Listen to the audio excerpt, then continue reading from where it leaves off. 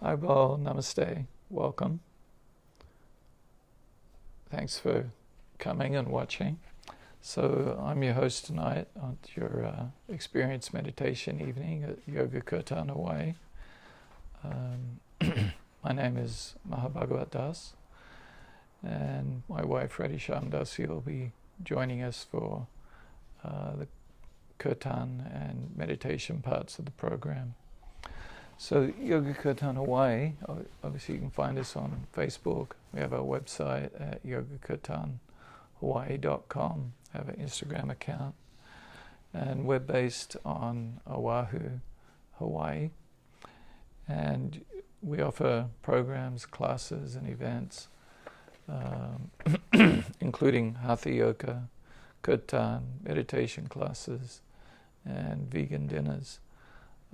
Except obviously, or perhaps not obviously, depending on where you are, we're not offering vegan dinners right now, and actually all our programs are online. We're not having, currently there's no offline programs. So all our events are free or donation based, and Yoga Kirtan Hawaii is the outreach arm of an organization called the Science of Identity Foundation. And the Science of Identity Foundation was founded by my spiritual teacher, Jagat Guru Siddhaswarupananda Paramahansa. And he's a disciple of His Divine Grace, Srila A.C. Bhaktivedanta Swami Prabhupada. And they're coming in a long line of spiritual teachers known as the Brahma, Madhva, Gaudiya Sampradaya. And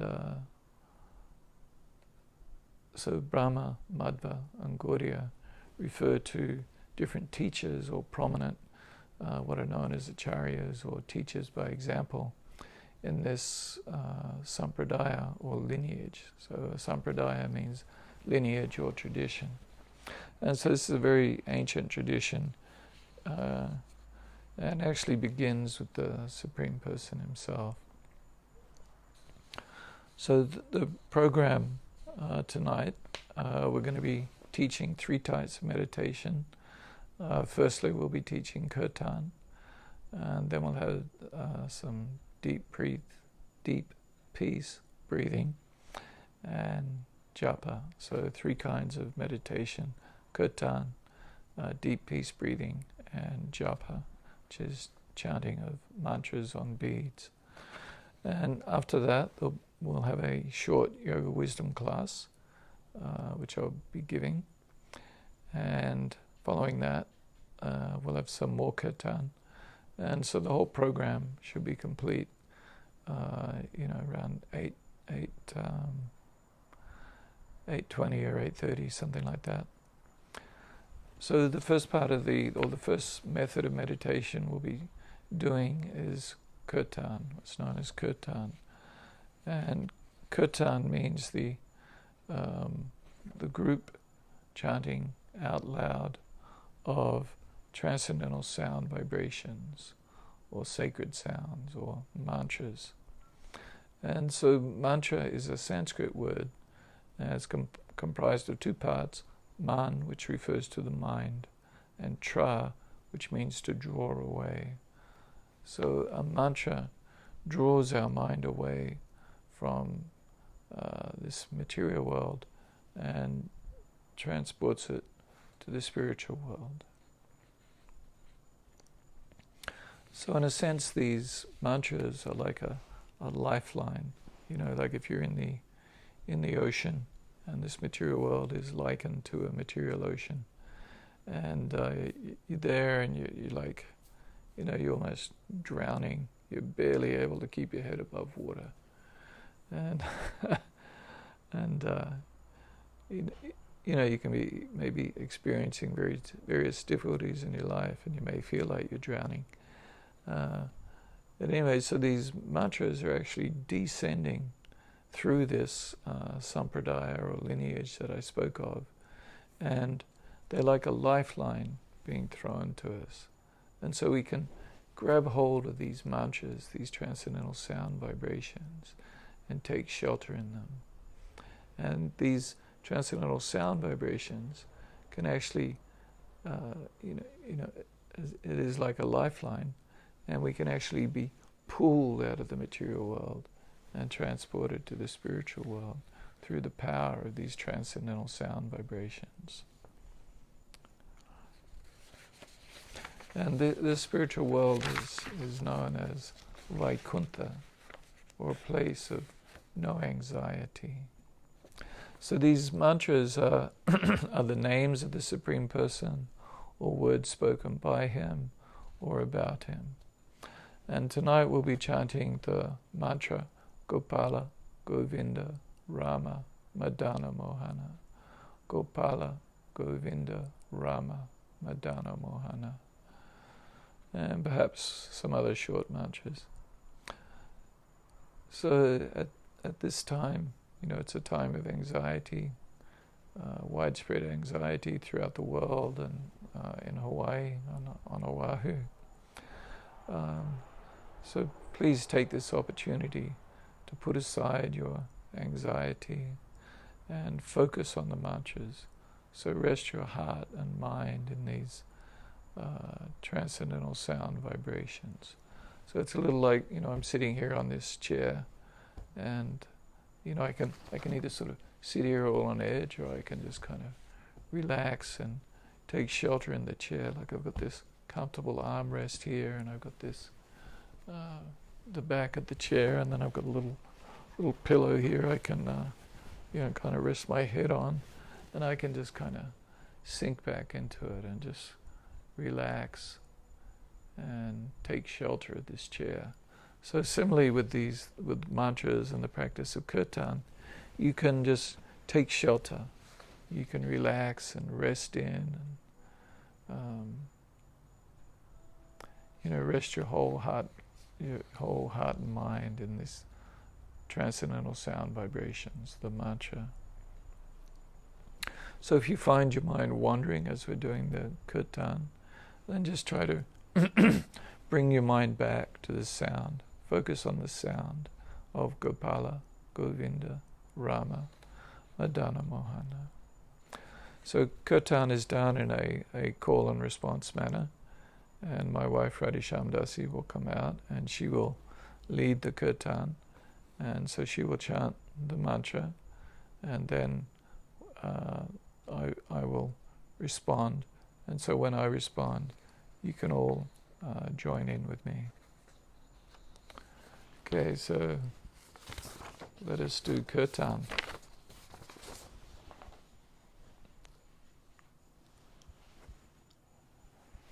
Haribol, you coming?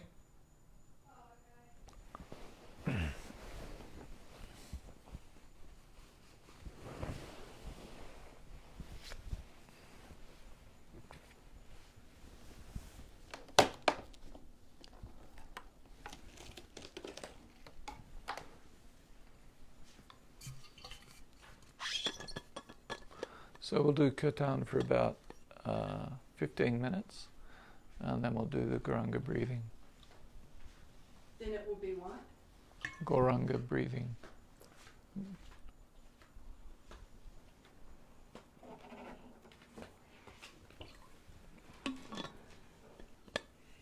Haribol. Everyone, namaste. Nice of you to come and join us for this meditation evening. We're going to sing the Gopala Govinda Rama Madana Mohana mantra. Did you mention it? Yeah. Alright, let's go ahead. 15 minutes, you say? Yeah. Gopala Govinda Rama Madana Mohana Gopala Govinda Rama Madana Mohana. Mike.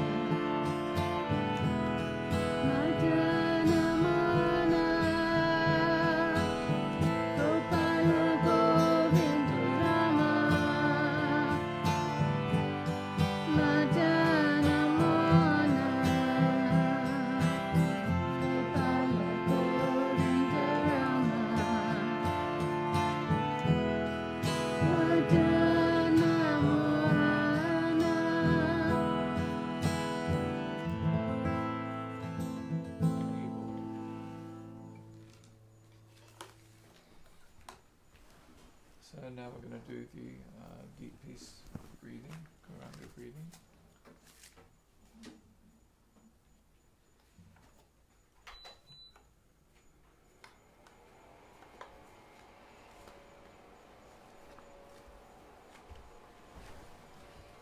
You can start talking.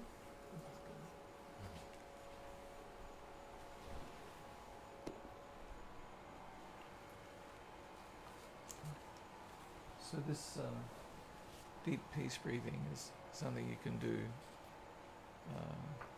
kind of any time, but best to do maybe in the morning or in the evening. And so it's a breath meditation, and also we add a mantra to it. Go Ra Anga. Go Ra Anga. So just to begin with, just get yourself seated comfortably with your chest open, your hands on your knees or wherever you feel comfortable placing them. Close your eyes and just become aware of your breath. Just as you breathe in and breathe out, just be aware of the breath.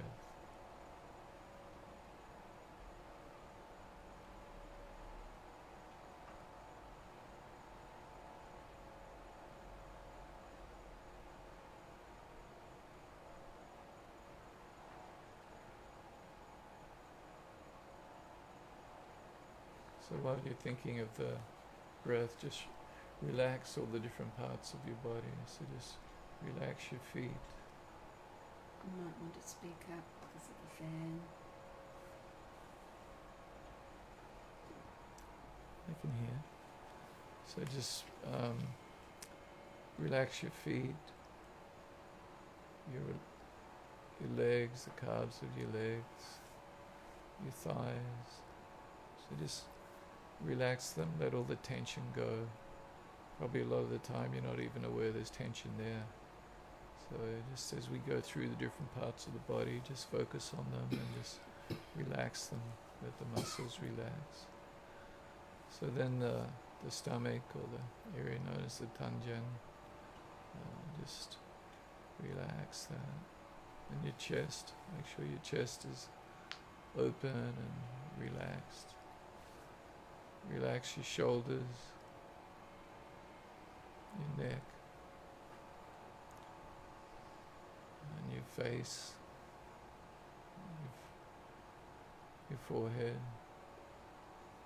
and the top of your head, and your arms, your hands. So just be aware of the breath as you breathe in and breathe out.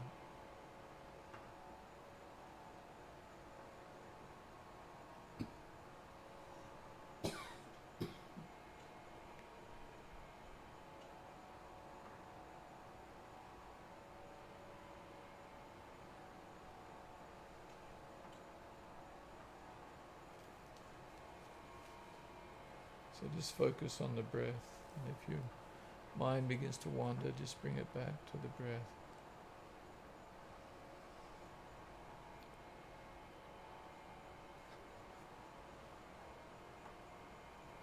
Shall I start? So now we're going to add the Oranga mantra to the breathing. So as we breathe in, just say in your mind, Goranga. And as we breathe out, we chant, as you exhale, chant the mantra with us, Go Ra Anga. So breathing in, exhaling, Go Ra Anga. And so Radhisham will lead us through that on the harmonium.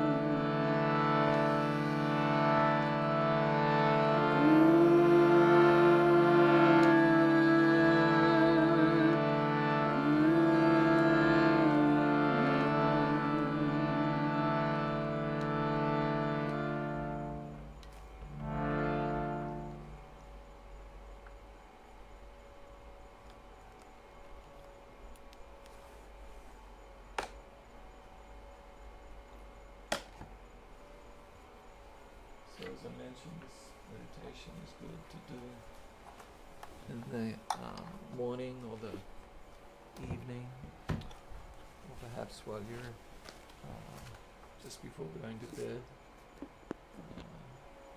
It's good for relaxing your mind and body and stilling your mind. Oh, yeah, turn it. Yes, turn it. Yes, please.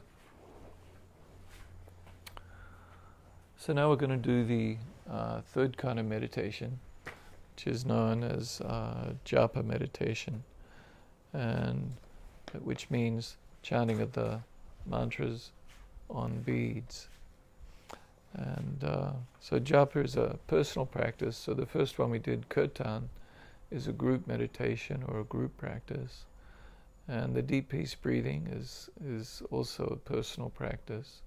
And now this chanting on Japa of beads is also a personal practice. So with the Garanga breathing, of course, you need to be sitting and with your eyes closed and focusing on the breathing. With the Japa meditation, you can be moving around. You can be walking if you like. You can go for what we call a Japa walk, or you can be doing it sitting. And you can do it, if you're sitting, it's good to do it with your eyes partially closed, and so you won't be distracted by what's going on around you.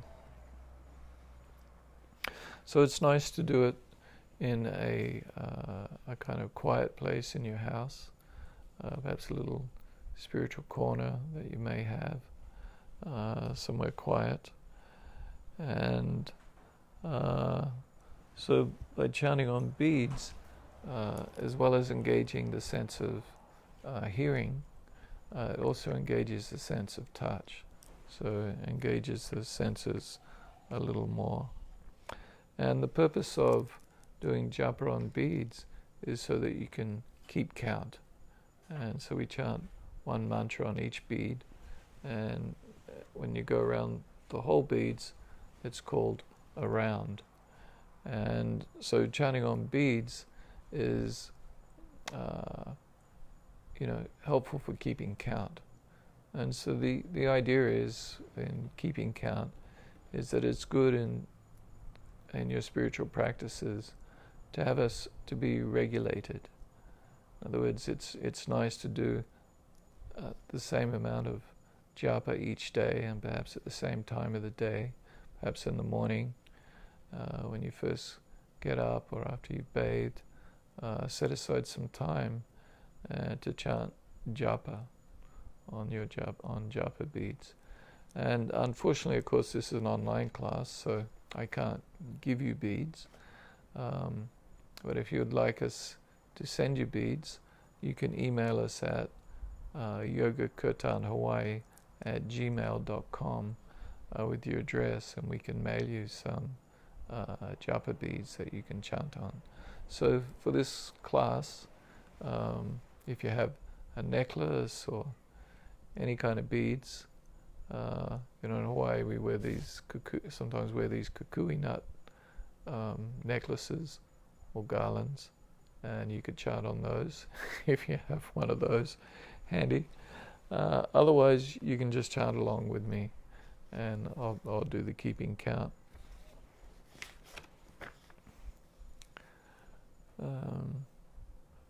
So we'll do one round, and we'll chant the Gopala Govinda Rama Madana Mohana. So on the beads, we'll start on what's called the head bead, and we can chant the mantra on the head bead, and then we'll chant the mantra one time on each of the other beads. And in this particular set of beads, there's 54 beads. So generally, traditionally, there's 108 beads on a japa mala or japa beads. And so this is actually like a half round. So we'll do one round on these japa beads. And so as you hold the beads, you hold the beads with the thumb and the third finger. So we don't use this finger, which is like the pointing finger or kind of an unclean finger.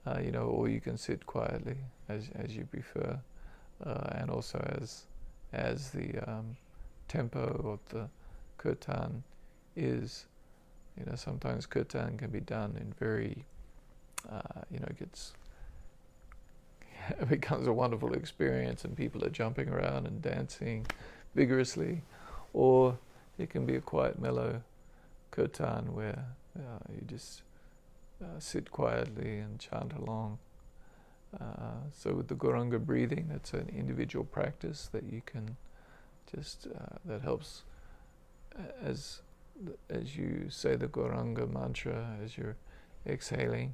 It's a personal practice that is a meditative practice that lets you still your mind and focus upon the breath and on the sound of the Gauranga mantra. And then the japa meditation is more of a regulated individual practice that recommended you do a certain number of times, certain number of rounds per day. It's not good to do 1 today and 20 tomorrow and none the next day and then 5 and then 50 and then none. It's best to be regular and set yourself a minimum, perhaps beginning with 1 or 2 rounds, and always doing that. Maybe occasionally you might do a little more, and then sort of gradually build it as you become more experienced and wanting to do it more. Those are the 3 meditation practices from our Experience Meditation evening. And now I'm going to give a short talk on yoga wisdom. So before I start the speaking, I would first like to offer my respects unto my spiritual teacher, Jagaguru Siddhasarupananda Paramahansa, who has given me this yoga wisdom that I'm going to share with you. So I'm very grateful to him for his teachings and his guidance and his explanations of the ancient yoga texts, in particular the Bhagavad Gita and the Srimad Bhagavatam.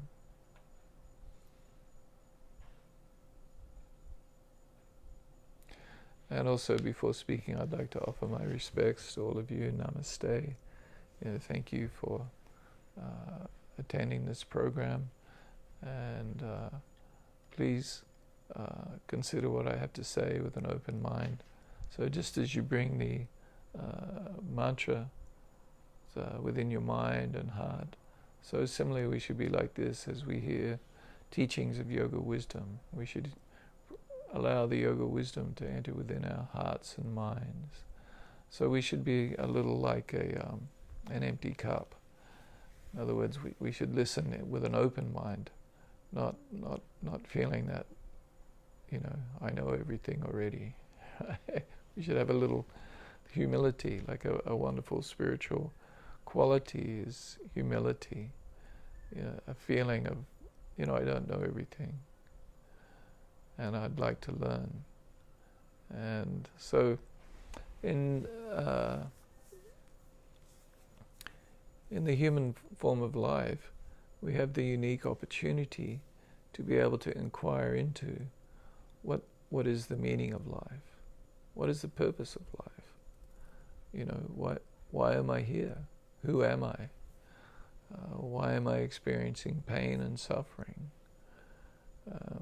Why is the world the way it is? So we're able to ponder and inquire into and seek out answers to these questions. But in the animal species of life, there's not this opportunity, because there isn't the brain power or mental ability to inquire into the meaning of life. So in the animal species, life is pretty much just focused upon eating, sleeping, mating, and defending. So it's a very important. Eating, sleeping. After eating and mating, I'm very tired and I just need to sleep. And then I've got to defend my turf. Like if you're a dog, it's sort of like, well, if you walk past my house, I'm going to bark at you. That's my job. I'm defending my turf. So similarly, unfortunately, people also, well, not necessarily unfortunately, but people have also had the defending tendency and trying to protect themselves and keep others away. And so anyway, but if that's all we do with our special opportunity that we have within this human form of life, well then actually that's a wasted life. In the human form of life, the purpose of life is actually to inquire into who am I and why am I here. And actually in the Vedic literatures, there's a particular Vedic literature or yoga text that's known as the Vedanta Sutra. And the very first sutra or mantra in this Vedanta Sutra is Om Athato Brahma Jignasa.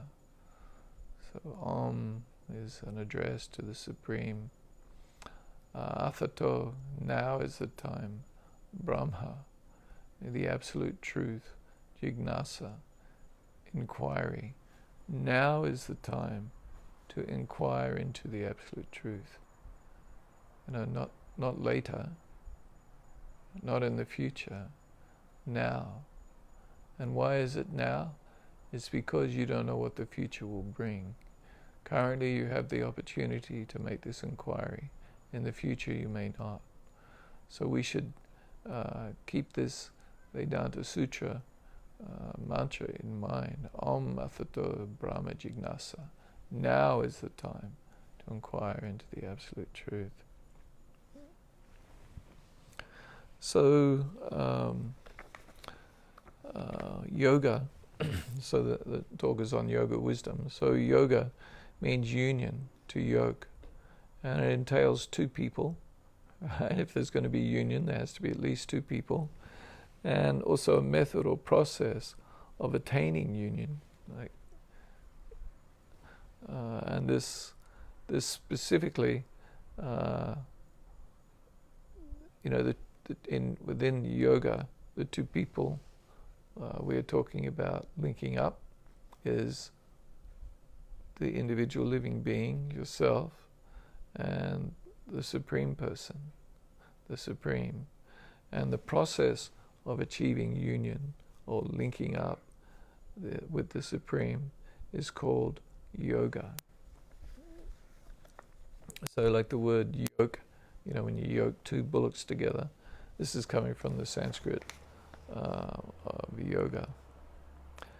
And so we can experience in this type of yoga or union, relationships with others, like, a mother with a child, or a husband with a wife, or a boyfriend with a girlfriend, or brothers with sisters, there's or brothers with brothers. Anyway, there's this relationship that is there. That's kind of a type of yoga. That's a type of yoga or union. And sometimes we can find so much happiness in this loving union or relationship with another person. Like a mother with their child, they get so much happiness out of just nursing the child or holding the child, the baby. This is a source of happiness and pleasure for both the baby and the mother, or with spouses, husbands and wives, etc. So there's happiness within these relationships, within this world. And so we are very limited, we're very small, we're just one little person, one little spiritual being.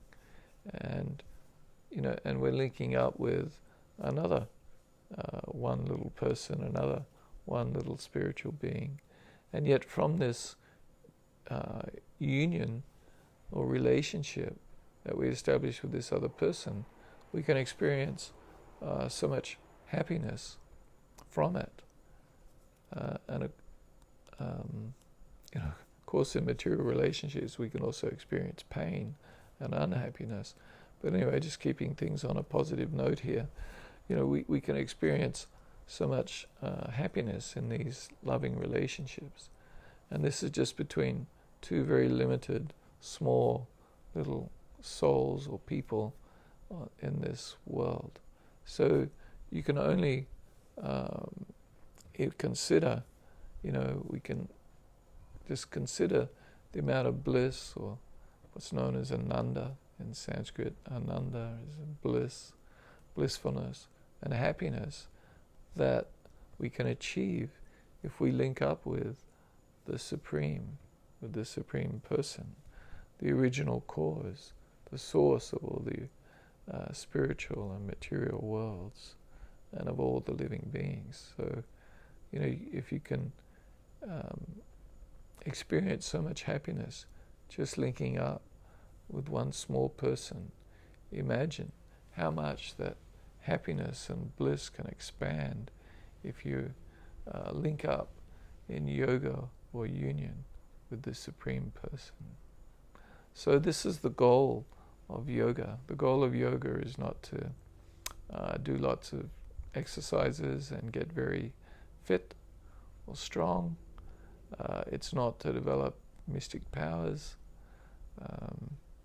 It's not to develop a certain amount of fame or reputation as being a great yogi. No. The aim of yoga is to link up with the Supreme.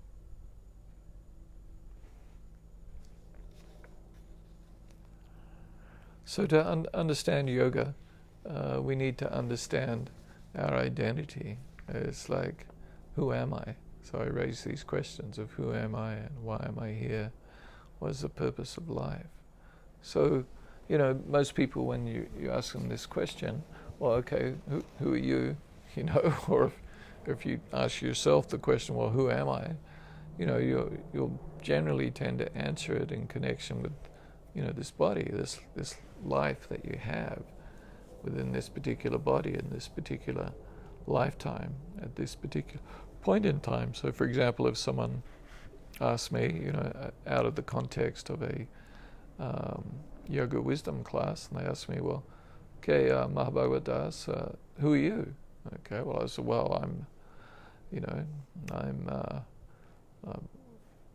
I'm Mark. My birth name is Mark. Okay, well, I'm Mark, and I'm 63 years old, and I'm a husband, and I have 3 children, and the work I do is, I'm a businessman. I run a business, and by profession I'm an accountant, and I'm 5'10", and I weigh too much, and I'm Caucasian, so on and so forth. All these, I would describe myself as being in relation to this particular body that I'm inhabiting.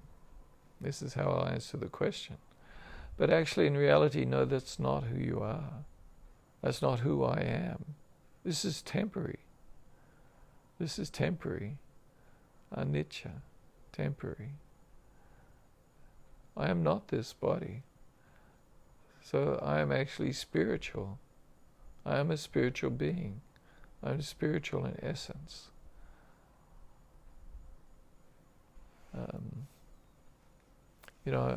I'm not the body. I'm not this gross physical body. I'm a spiritual being, or what's known as an Atma, or spirit soul. And I'm not this gross physical body that's, made up of different material elements. That's got, this body in many ways is like a, it's like a leather bag, and it's full of different material substances, many of which are absolutely disgusting and gross. And I won't go through and name them all, but essentially, the body is like a leather bag, and it's got inside it's got blood and muscles and flesh and bones, and bodily organs and brains and eyes and so on and so forth. But this is just temporary. It's not you. And in fact, actually, every cell, and in fact, every atom, the most within your body, is completely replaced in every 7 years. Every 7 years, you have a completely new body, but you still feel the same. And you go through a baby body, a boyhood body, a youth body, a young man body, a mature man body, an old man's body. But you are the constant. And so you are a spirit soul. And the symptom of the soul being within the body is consciousness. I'm conscious of my body. I'm conscious of whatever I touch, whatever I see.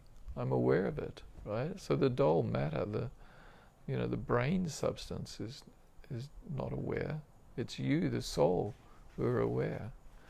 So I'm not this gross physical body, and I'm also not the subtle material body. The subtle material body is comprised of the mind, and the mind is like all the thoughts and feelings and emotions. It's like a stream of mind stuff going by, and you are like the viewer of this stream of mind stuff. So you have the mind and the stream of mind stuff, and then you have the intelligence, which is kind of like a finer capacity to reason and analyze and make decisions with, and so on. And then there's what's known as ahankara, or false ego, which means the sense that I am the doer, or that I am ahanta, I am this body, this sense that's so strong. It's like, it's so strong that essentially, if you're first hearing this kind of discussion, it's kind of like, what is he talking about? Obviously, I'm the body. This is who I am, I am this person, this body. So it's like, can be likened to like the hardware of a computer, and then the mind and the intelligence is like the software, the computer software. And also another analogy is like if you have a car, and then you're the driver of the car, or perhaps more accurately, you're actually more like a passenger in the car, and you're using your intelligence to drive the car, and you're sort of like sitting there being driven around, because you are actually spiritual in essence. You are not this body, you are not this mind, you are eternal, and actually you, the soul, actually has nothing to do with this material world. So this is your essence, aham brahmasmi, I am spiritual. But the next aspect to consider is your position. Okay, I'm spiritual in essence, but you are not the Supreme Spirit. You're actually a minute spiritual particle, part and parcel of the Supreme Spirit, or the Supreme Soul. You're coming from the original cause, and you are like a spiritual spark. Just like you can have a fire, and then sparks are emanating from the fire. So similarly, there is a Supreme Soul, and we, the minute atmas, living beings, spirit souls, are emanating from this Supreme Soul, just like sparks from a fire, or a ray of sunlight from the sun. So we are similar in quality, but we are not the same in quantity. And I'm dominated. I'm the dominated part and parcel. I'm dominated by all the natural and social forces, and I'm dominated or conditioned by my body. I have to act in certain ways according to this body, the body that I have. A man has to act differently than a woman, or a dog has to act differently. So then understanding that I'm spiritual in essence, and my position that I'm not the Supreme Spirit, rather I'm a dominated spiritual spark, then, or Atma, minute. So then the question is, well, what is my function? Right? In other words, well, what's my purpose? What should I be doing as a spiritual being, but not the Supreme spiritual being, just the dominated part and parcel of the Supreme? Then what is my function? What is my purpose? And so your functional purpose is to actually link up with him in yoga. As I was talking about, this is yoga wisdom. Yoga means to link up, or to link up and establish a loving relationship with the Supreme Person. So this is the, your function. And so this, the type of yoga that we teach at Yoga and Kirtan Hawaii, is actually known as Bhakti Yoga, the yoga of love. So just as I was giving in the examples of the mother's union or yoga with her baby, so the real connection or union is the love that they share between them. And so there are different kinds of yoga. There's like the Hatha Yoga, which is the exercise yoga, which is really just a preparatory stage for meditation. If you don't have a fit body and aren't able to sit with your legs crossed, if you're too stiff and tight, then you're not going to be able to successfully meditate in the silent meditation type practices. So Hatha Yoga is like a preparation for meditation practices where one sits for a long time. So this is not the type of meditation we teach. This is more the meditation that is taught within Patanjali's Yoga Sutras, or also Krishna in Bhagavad Gita, the ancient yoga text, also teaches this to Arjuna. But Arjuna says he couldn't even think of doing it. It was just too hard and impractical. Like Krishna explained to him how you have to go and get a deer skin and go and sit in the forest and sit legs crossed with your eyes closed and focus on the point between the eyes and still the mind and just sit there for a very long time and meditate. And Arjuna was a warrior. He's like, well, wow, this is just way too hard. Trying to control the mind like this is, the mind is more difficult to control than the wind, because the mind is restless, turbulent, and essentially impossible to control. And so this is really our situation, is that we're not really able to engage in this silent meditation techniques of sitting for long periods of time, not moving and just controlling the mind. It's just too damn difficult, man. But the yoga of love is completely different. If you love someone, you are naturally thinking of them. You are naturally linking up with them. You're naturally meditating upon them and thinking about them and singing about them, and which is actually the process of kirtan. We're singing about the person we're developing our love for, or if we're fortunate, whom we have developed love for. So this is our function. Our function is to develop our loving relationship and link up in bhakti or love with the Supreme Person. So I'm spiritual in essence. My position is that I'm not the Supreme Soul, but I'm a dominated part and parcel of the Supreme. And my function is to develop my loving relationship and to link up in bhakti yoga or loving devotion with the Supreme Person. So what I've been discussing is known as jnana, or knowledge.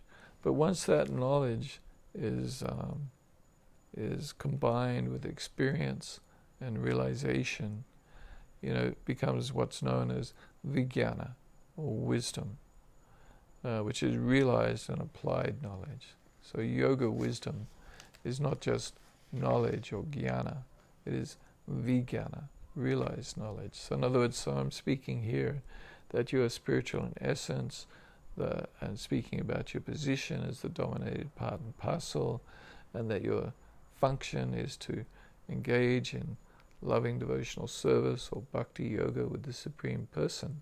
So this is like knowledge. Okay, I'm giving you sort of like facts or a description of or a philosophy of a way of how to view reality.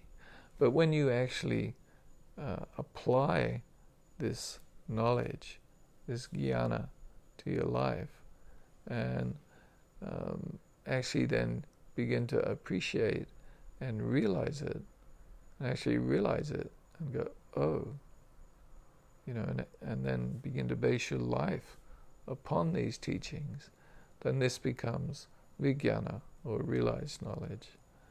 And so His Divine Grace, Bhaktivedanta Swami, he used to be a chemist, or he was a chemist, and so he gave the example of, if I tell you that water is, the chemical composition of water is H2O. In other words, there's 2 atoms of hydrogen and 1 atom of oxygen, and if you combine 2 atoms of hydrogen and 1 atom of oxygen, you create water.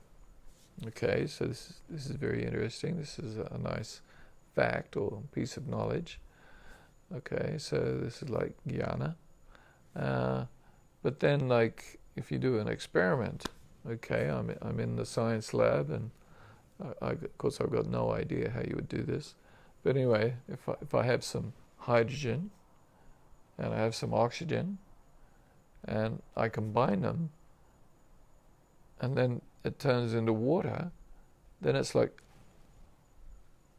wow, okay, so this is like, wow, now it becomes realized knowledge, or vijnana, wisdom.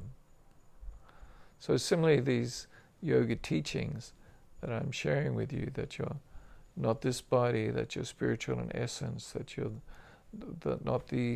that you're the dominated part and parcel of the Supreme, you're spiritual in essence, but you're not the Supreme Spirit, and that your function is to render loving service and to link up in union or yoga with the Supreme Person, in loving union or bhakti yoga.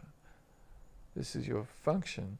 So as you realize this and act upon it, and it becomes applied knowledge, then this becomes actual vijnana, or wisdom. So I did have a verse I wanted to discuss, but I won't have time tonight, so I will in next month's Yoga Wisdom talk, as part of our experience meditation evening. I will discuss what I had down here to discuss. So I just wanted some concluding words. Please take to the process of kirtan, of the hearing and chanting of the sacred transcendental sounds, and consider the yoga wisdom that I've shared with you tonight. And please seek out a solution to the problems of life. Seek out answers to this question of who am I? Take to heart this sutra from the Vedanta Sutra that I mentioned to you. Om Atato Brahma Jignasa. Now is the time to inquire into the absolute truth. Now is the time to do this. And, seek out the answers to these questions, and seek out the answers to the problems of life. Don't just continue on in your life as if everything's just fine, right? And that the goal of life is to, acquire as many material possessions as you can and accumulate as much money as possible, and because you'll get a nasty shock at some point in your life as death approaches. You'll realize, well, what have I done? What good is all this stuff I accumulated? Or what good is my bank balance? It can't save me from death. So anyway, for more yoga wisdom, please attend our yoga wisdom classes. So we give 3 yoga wisdom classes a month. We have Bhagavad Gita class on the 4th Sunday of each month. We have Soul Journey, a spiritual self-discovery. This is on the 4th Tuesday of each month. And then on the 1st Tuesday of each month, we have the Experience Meditation program. So that's 3 yoga wisdom classes per month. And also for more yoga wisdom, you can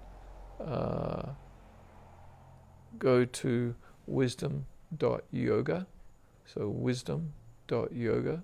And there's a lot of spiritual resources there, and video lectures and kirtans and articles that you can read. So just some reminders, please see our schedule of events at Yoga Kirtan Hawaii's Facebook page and at our yogakirtanhawaii.com. And as I mentioned, we have different programs going on almost every night. Yoga Kirtan Hawaii's Facebook page. And if you wanted to get a set of beads, you can email us at yogakirtanhawaii@gmail.com. And thank you very much for listening, and we'll do some more kirtan. Thank you.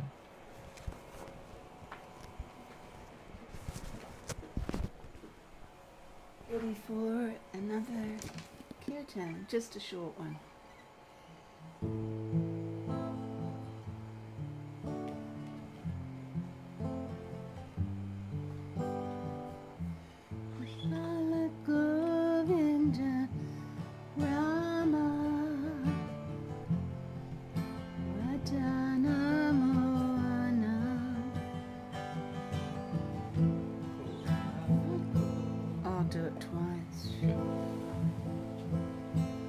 Where's the chords going?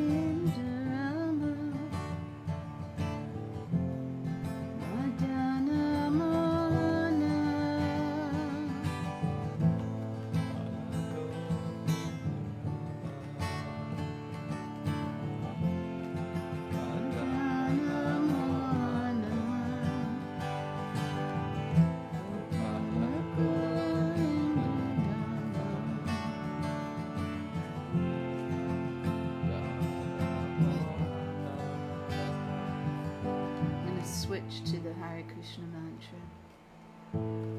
Hare Krishna, Hare Krishna, Krishna Krishna, Hare Hare,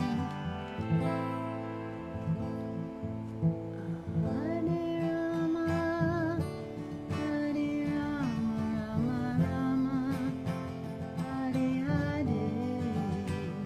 Hare Krishna, Hare Krishna, Krishna Krishna,